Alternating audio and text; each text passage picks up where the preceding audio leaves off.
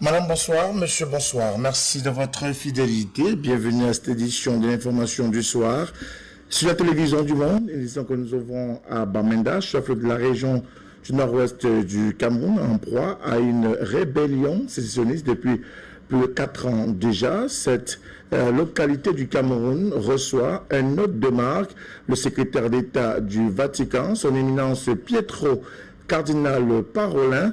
Il est accompagné sur le terrain par le secrétaire général de la présidente de la République, par ailleurs ministre d'État, Ferdinand Ngongo. Il doit rencontrer les populations de Bamenda. Plusieurs sujets sont au cœur de cet échange avec cet homme de Dieu, plus précisément la situation de la crise dans les régions du nord-ouest et du sud-ouest du Cameroun. Au-delà de cela, la consécration de Monseigneur Andron Kia comme le désormais archevêque métropolitain de Bamenda. Reportage. C'est par les airs que le secrétaire d'État au Vatican, en visite de travail au Cameroun, est arrivé à Bamenda, chef de la région du nord-ouest du Cameroun.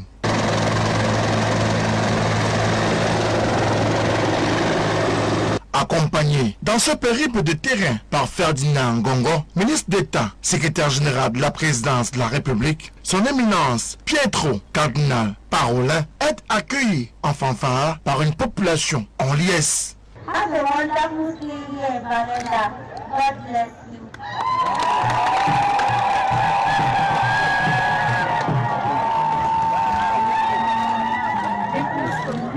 Chrétiens, catholiques ou non, arbre de la paix à la main, cette population massivement mobilisée est venue non seulement saluer l'arrivée en terre camerounaise et surtout à Bamenda de cet homme de Dieu, mais surtout lui porter le message de l'appel à la fin des hostilités, de la réconciliation et du retour à la paix dans les régions du nord-ouest et du sud-ouest en crise depuis plus de 4 ans déjà.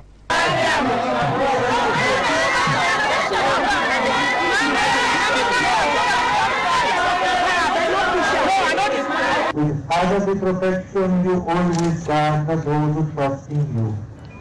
By your grace be the guide only before. En rappel, l'envoyé spécial du souverain pontife, sa sainteté, le pape François, devra durant son séjour à Bamenda procéder à l'intronisation de Monseigneur Andron Kia comme l'archevêque métropolitain de Bamenda, mais bien plus, rencontrer à huis clos quelques acteurs de la rébellion sécessionniste dans le nord-ouest du Cameroun.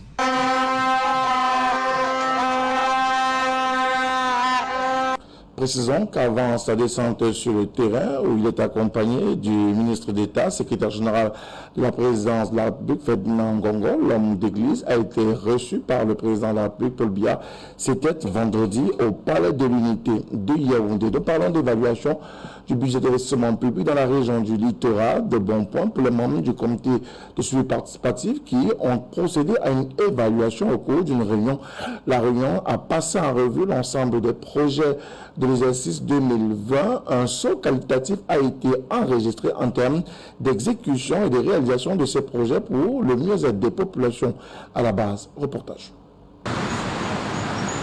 Le budget d'investissement public se porte bien dans la région du littoral. Les projets alloués à la région du littoral ont été exécutés et réalisés à hauteur de 80%. Une bonne note ensemble pour les membres du comité de suivi participatif. Tous les participants aujourd'hui sont unanimes du travail très important qui a été fait par rapport à un très grand bond qualitatif au niveau des statistiques de juin à décembre 2020.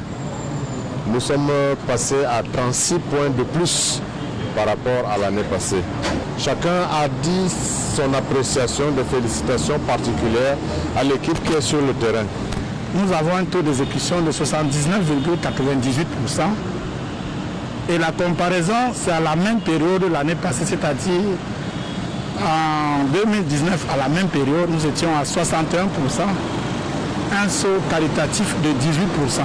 Au-delà de ces satisfaits-ci, quelques points d'ombre ont tout de même entamé la bonne exécution des projets sur le terrain. Il y a des imperfections qui sont liées à l'indisponibilité des ressources. On a un taux d'exécution financière de 40%. Vous convenez avec moi que les prestataires, l'État doit aux prestataires 40%. Parce qu'en réalité, quand un prestataire a pu exécuter, il faudrait aussi qu'ils soient payés. Les tensions de trésorerie liées aux problèmes que nous tous nous connaissons amènent l'État à ne plus régler facilement, mais finit toujours par régler ses engagements. Constat a été fait d'ailleurs à la réunion d'évaluation du 4e trimestre de l'année 2020 par les membres de la société civile qui au passage saluent ce cadre de concertation. Et aujourd'hui, ça existe, c'est une bonne chose. Il se trouve qu'il y a des petits problèmes qui persistent, notamment les moyens qui semblent ne pas être suffisants pour faire le travail, parce que nous nous retrouvons essentiellement pour prendre connaissance des données qui sont mises à notre disposition. Le comité devrait disposer des moyens pour descendre sur le terrain, pour vérifier, n'est-ce pas, de lui-même, n'est-ce pas, l'exécution effective des travaux qui sont prévus. Ça, c'est une limite. Pour 2021, il faut faire mieux et davantage faire avec les bons acteurs qui respectent le cahier de charges et la dépense publique pour ce qui est de l'exécution des projets du budget d'investissement public dans la région du littoral. Il faut travailler avec les gens qui travaillent. Si vous attendez que ceux qui ne travaillent pas travaillent, ils ne travailleront pas et vous ne produirez rien. Nous sommes ici en comité régional pour des gens dont nous sommes certains qu'ils ont fait le travail tel que ça a été demandé. Ça va pousser ceux qui freinent encore de se presser dans les prochaines occasions. Nous allons davantage jouer un rôle d'expert auprès des collectivités territoriales décentralisées en leur apportant tout le paquet technologique nécessaire. Le ministre de l'économie nous a instruit de descendre sur le terrain, vulgariser la stratégie nationale de développement 2020-2030 qui permettra de rendre opérationnel le budget d'investissement public comme outil de croissance. Le BIP ne devra plus être comme un élément simple, mais comme un élément sur lequel un capital d'investissement. Avec ces nouvelles recommandations, les membres du comité de suivi participatif du BIP s'engagent résolument en 2021 à être sur le terrain de l'action, de l'exécution de l'ensemble des projets mis en route pour le bien-être des populations à la base. Nous mettons le cap à présent dans la capitale politique du Cameroun, Yaoundé, pour parler de l'acquisition des manuels scolaires.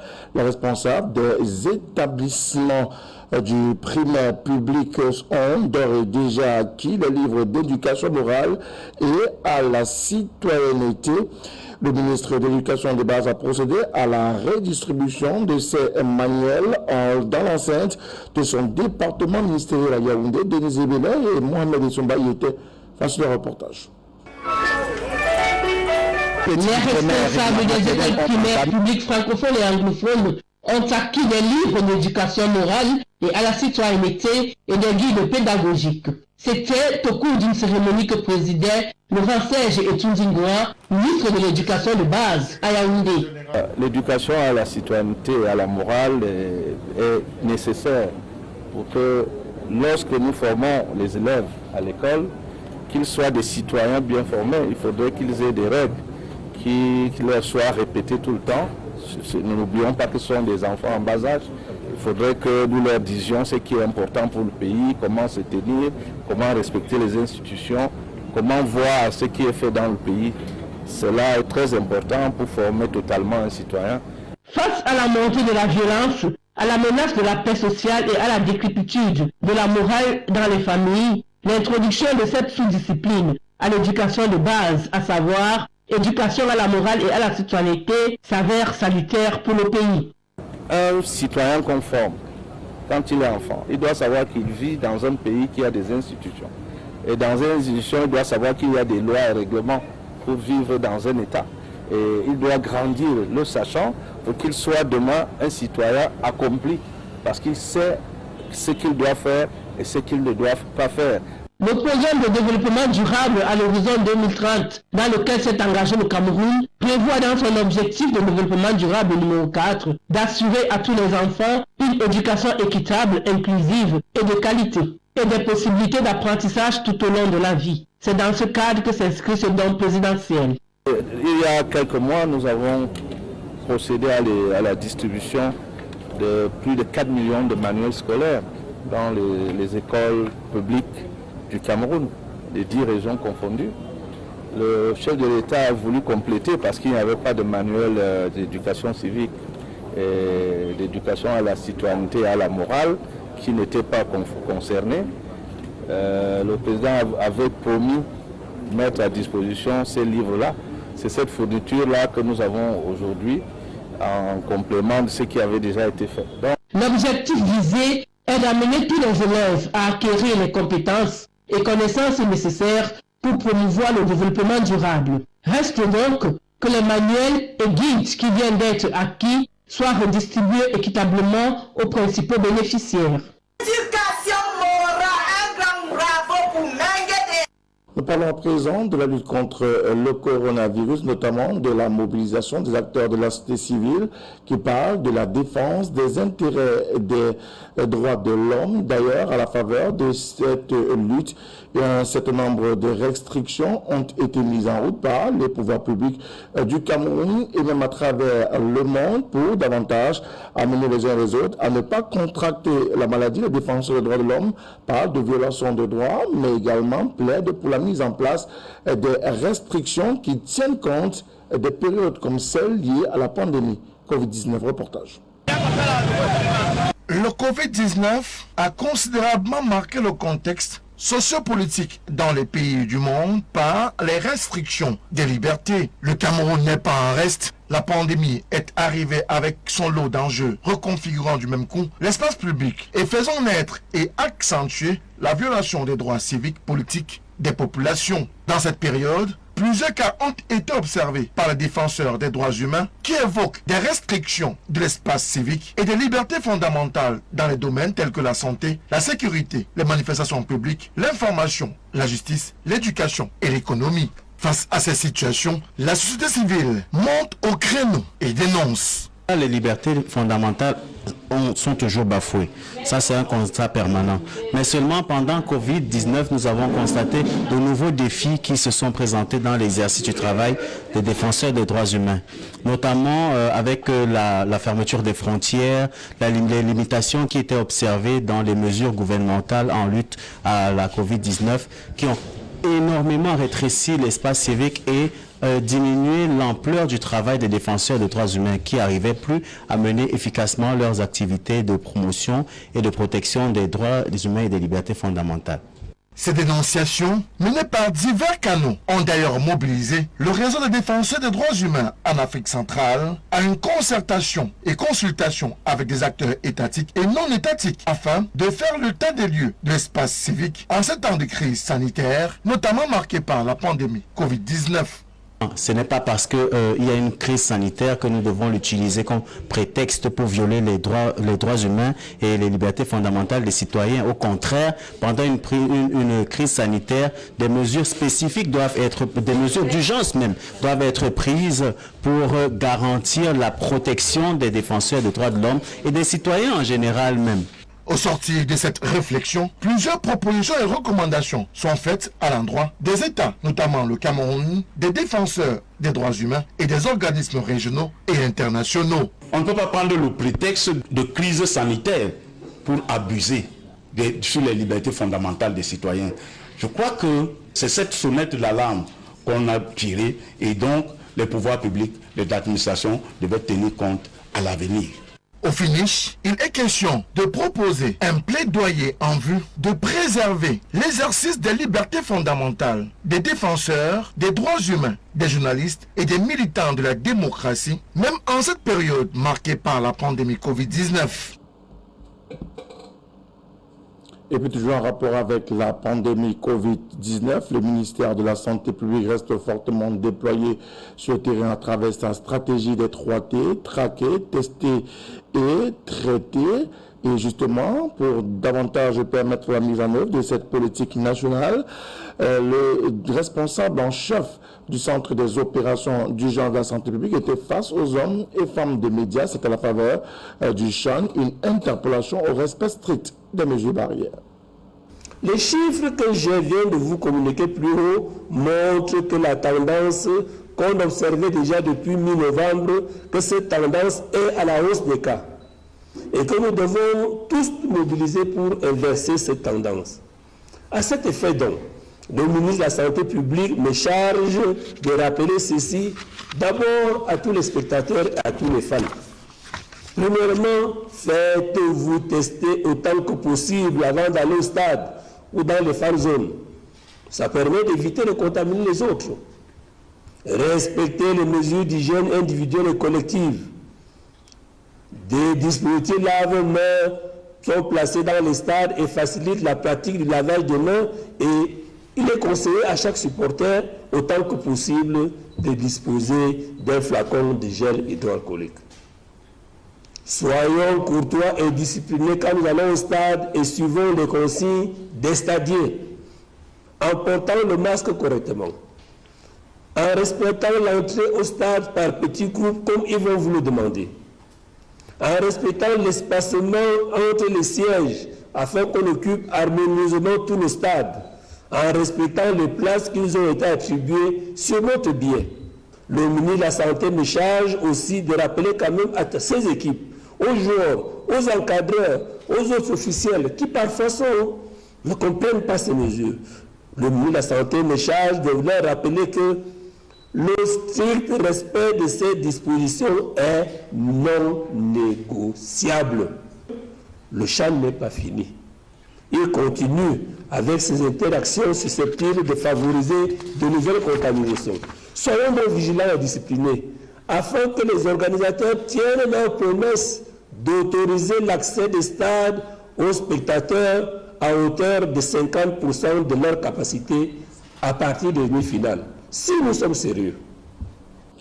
C'est donc le docteur Georges Etundi Mbala, le coordinateur général du Centre des opérations d'urgence de santé publique fortement déployé dans le cadre de la lutte contre la pandémie Covid-19. Nous parlons une fois encore de ce drame routier sur la falaise de Tchang. Le ministre de l'Habitat et du Développement urbain, Célestine Ketchakoutes, était au chevet des rescapés. Vous pourrez le voir en image dans quelques instants.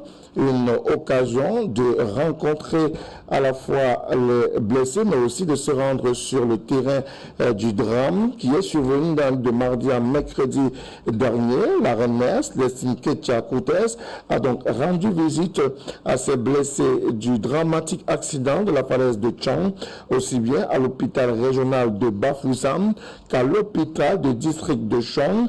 La prise en charge gratuite des soins est assurée par les responsables des formations sanitaires et leur personnel sur très haute instruction du chef de l'État Paul Biya, une espèce de ouf de soulagement pour les familles, mais aussi une assurance de leur guérison prochaine. Célestine Ketchakoutes a d'ailleurs précisé à ses blessés l'assurance des autorités administratives centrales, régionales et locales, mais aussi a tenu à leur préciser que pour ce qui est des us et coutumes ancestrales, tout a été mis en œuvre sur le terrain pour davantage permettre de sanctifier ce lieu aujourd'hui mythique au Cameroun à raison du bilan lourd de cet accident de la circulation. Elle le précise, le feu est désormais éteint avec à la fois l'utilisation de l'eau, du sel, du jujube pour que plus jamais pareil accident ne se produise. D'ailleurs, plus jamais à la falaise de Tchang, encore moins dans le département de la Ménois, plus loin, sur l'ensemble du triangle national. Ce sont là les propos de Célestine Ketchakoutes qui s'est rendu ce samedi sur le lieu de l'accident pour une minute de silence en mémoire des décédés, mais aussi dans les formations sanitaires de Tchang et de Bafoussam pour accompagner de manière significative ces blessés de ce drame routier. Dans le même sillage à Paris, c'est l'esplanade de l'ambassade de France du Cameroun en France, précisément à Paris, où les Camerounais de tous les bords politiques ont marqué une minute de silence en mémoire de ces Camerounais tombés à la suite de cet accident de la circulation grave qui a donc coûté la vie à 53 personnes brûlées, calcinées dans les décombres de cet accident de la circulation. Ces Camerounais ont également exprimé le vœu de voir les Camerounais blessés, grièvement ou légèrement retrouver très rapidement la santé. Ces Camerounais ont par ailleurs salué l'action du chef de l'État qui a a promptement réagi en prescrivant la prise en charge des personnes encore vivantes mais blessées à la suite de cet accident de la circulation.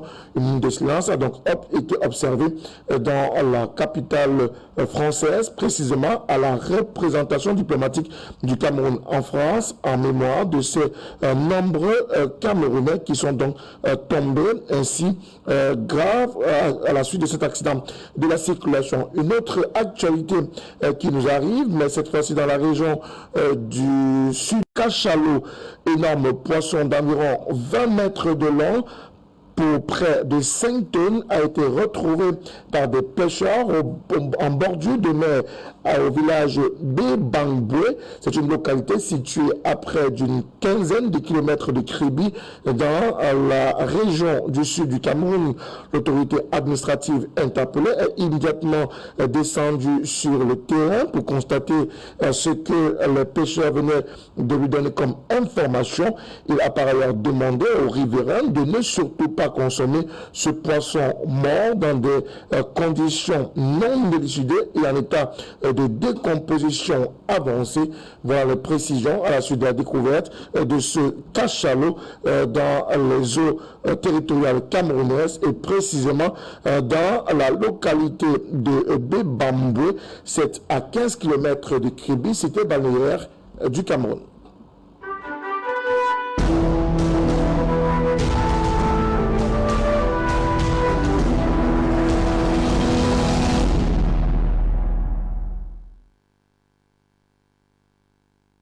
Avant la page internationale, nous rendons à Garoua, dans le nord du Cameroun, où l'ambassadeur de France au Cameroun y séjourne. Il a profité pour rencontrer les jeunes leaders d'associations, mais aussi de lancer officiellement la 6e édition de la Nuit des idées. Reportage. Dynamique et porteuse d'espoir, la coopération culturelle entre la France et le Cameroun a été célébrée une fois de plus avec faste à l'Alliance française de Garoua à l'occasion du lancement par l'ambassadeur de France au Cameroun de la 6e édition de la Nuit des idées. Événement culturel inédit, autorités administratives, artistes de tous bords, intellectuels et membres de la société civile ont tous répondu présents à l'invitation du diplomate français pour partager les idées de la proximité. C'était lancé il y a 6 ans. Par le ministre des Affaires étrangères et l'Institut français au niveau mondial. Et l'idée, c'est d'avoir une nuit d'idées, de débats, d'échanges autour d'un certain nombre de thèmes dans les instituts, et pas seulement des instituts, à travers le monde. Et nous l'avons fait donc ici au Cameroun, mais nous avons considéré qu'il y avait tellement de sujets, il y avait une telle émulation intellectuelle, qu'on s'est dit, on ne va pas se limiter à une nuit des idées, on va faire ça sur une semaine. Pour cette 6e édition, l'événement qui a débuté à Garoua depuis le 25 janvier 2021 dernier et qui se déroule simultanément dans les villes de Yaoundé, Douala et Bandjoun est célébré cette année sous le thème proche. Et d'après l'ambassadeur de France, c'est à la lumière des conséquences sociales entraînées par la pandémie Covid-19 que la Nuit des idées 2021 a choisi de traiter ce thème. L'idée, c'est d'échanger, de réfléchir ensemble sur des sujets, sur des thèmes qui intéressent le public camerounais, la société camerounaise. On a vu tout à l'heure un sujet autour du mariage forcé, mais il y aura bien entendu plein d'autres thèmes. Ici, ce sera sur l'intelligence, sur l'économie. Et le thème général, cette année, au niveau mondial, c'est la proximité. Qu'est-ce que c'est d'être proche ? Pour la soirée de lancement à l'Alliance de Garoua, le public a eu droit à un spectacle danse offert par la compagnie Garoua, Révodance et une projection ciné-théâtre participative animée par la compagnie Côté Cine qui a proposé pour l'occasion 2 courts-métrages suivis d'un débat très animé sur la question du mariage forcé. Un autour de la danse, autour du hip-hop, et j'ai vraiment été très impressionné par la troupe que j'ai vue tout à l'heure. Et puis le deuxième, une réflexion intéressante où on a vu le public réagir, participer autour du mariage forcé. C'est un vrai sujet et c'était vraiment très intéressant pour moi de voir les réactions des uns et des autres, puisque les organisateurs ont bien entendu laissé une très grande part au dialogue, à l'improvisation, et c'était à la fois un sujet grave, mais qui a été tourné de façon presque humoristique, aucune dérision, mais de la gravité avec de l'humour. Et je pense que tout le monde a été emballé par la présentation, par ce qu'ils ont fait. Et ce que j'espère, c'est que là aussi, ça suscitera des exemples et qu'ils seront invités ailleurs, auprès d'un public jeune, parce qu'il faut sensibiliser autour de cette question, en tout cas, susciter un débat. L'ambassadeur Christophe Guilou a également animé une rencontre d'échange avec les jeunes leaders associatifs et membres de la société civile de la ville de Garoua, à qui il a demandé de s'engager en faveur du bien-être de leur communauté et du développement du Cameroun. Impressionné par le potentiel des artistes de la ville de Garoua, le diplomate français a réitéré l'ambition de la France de soutenir les acteurs culturels du Septentrion à travers l'Alliance française de Garoua.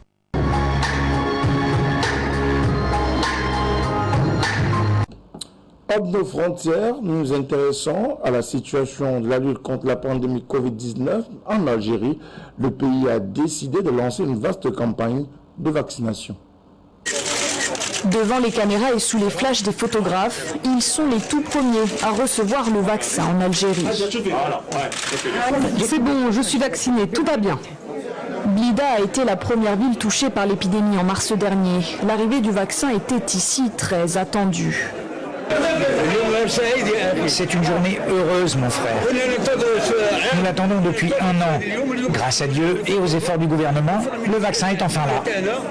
Toute la journée, la salle d'attente de cette clinique n'a pas désempli. Comme partout ailleurs, personnel soignant et personnes âgées sont prioritaires. Ils étaient réticents, ils avaient une certaine appréhension. Mais apparemment, je vois qu'aujourd'hui, le premier jour, comme vous pouvez constater, l'afflux est là, les gens ils sont là. La demande elle est importante. La veille, les 50 000 premières doses du vaccin russe Sputnik V sont arrivées non loin de là, à l'aéroport militaire de Boufarik. L'Algérie en attend encore 450 000 de son allié russe. Mais le pays a également passé des commandes auprès du britannique AstraZeneca et du chinois Sinopharm. La volonté du président Abdelmadjid Tebboune, toujours soigné en Allemagne pour des complications liées au Covid-19, est ainsi respectée in extremis, lui qui avait promis une campagne de vaccination dès janvier. Pour le moment, l'Algérie est relativement épargnée par l'épidémie. Selon les chiffres officiels du ministère de la Santé, les contaminations dépassent les 106 000 cas, parmi lesquels près de 2 900 décès. Si en Algérie, la politique de lutte contre la pandémie Covid-19 vise une campagne de vaccination, à Madagascar, par contre, l'autorité a décidé de ne pas mettre en œuvre cette campagne de vaccination. Embouteillage, bus bondés, distanciation sociale absente, concerts. À Madagascar, la vie a repris son cours depuis 3 mois. Comme si le coronavirus n'avait jamais existé. Le vaccin, certains n'en ont même jamais entendu parler. Je n'ai jamais entendu parler d'un vaccin créé par des étrangers. Je ne suis pas au courant que les étrangers ont inventé un vaccin. J'accepterai d'être vacciné si le vaccin arrive ici. Une population mal informée, un relâchement durant les fêtes de fin d'année. Résultat, une forte progression du virus.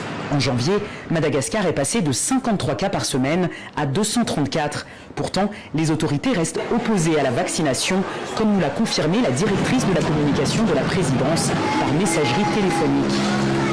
C'est notre liberté, notre choix, notre souveraineté, car en attendant les résultats et les effets secondaires de ces vaccins, nous utilisons, vulgarisons et faisons la promotion de nos produits locaux CVE et CVE+, qui guérissent bien cette maladie.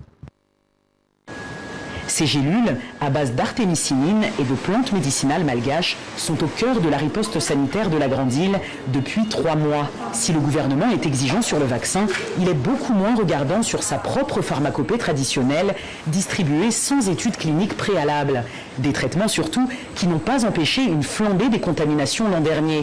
Médecins contaminés, afflux de malades. Dans ce centre de santé, les équipes espèrent voir arriver le vaccin pour ne plus revivre cette douloureuse période. C'était vraiment dur la période du coronavirus. C'était effrayant. Dans notre centre, un médecin et moi-même avons été contaminés par la maladie. Si le vaccin contre la Covid arrive à Madagascar, cela facilitera la prise en charge, car les gens seront protégés. Tuberculose, polio, rougeole, Madagascar a mis en place une politique nationale de vaccination de routine en collaboration avec l'OMS. Ce revirement de position jette un malaise parmi les bailleurs de fonds internationaux. L'OMS n'a pas souhaité commenter ce choix. Mesdames, Messieurs, nous mettons un terme à cette édition de l'information sur la télévision du monde. Merci surtout de l'avoir suivi. Restez en compagnie de nos programmes qui se poursuivent. Bon week-end à toutes et à tous et à très bientôt. Au revoir.